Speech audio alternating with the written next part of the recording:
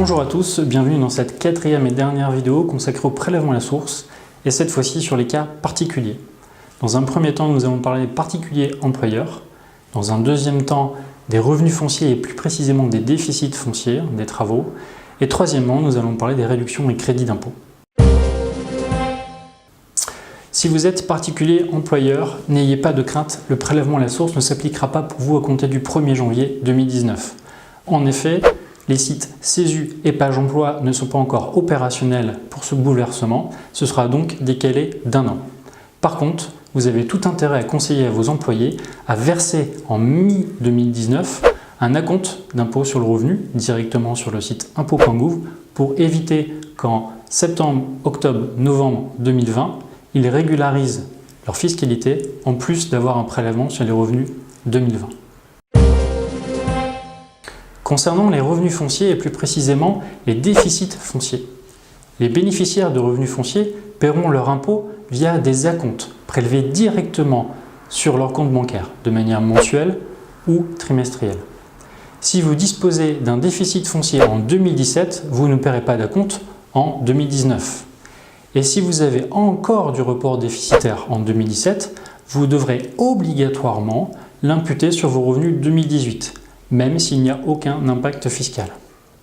Et si vous avez des travaux à réaliser, l'année blanche vous offre un levier fiscal très intéressant. En effet, les travaux réalisés sur 2018 seront déduits en intégralité des revenus fonciers en 2018, mais pourront même également être imputés à hauteur de 50% en 2019. Pour faire simple, vous déduisez sur 2 ans, 1,5 fois le montant des travaux. Attention cependant à la nature des travaux et à la requalification fiscale. Pour un peu plus de sécurité, vous pouvez opter pour des régimes de déficit foncier. Et concernant la réduction et crédit d'impôt, le gouvernement vient de prendre position.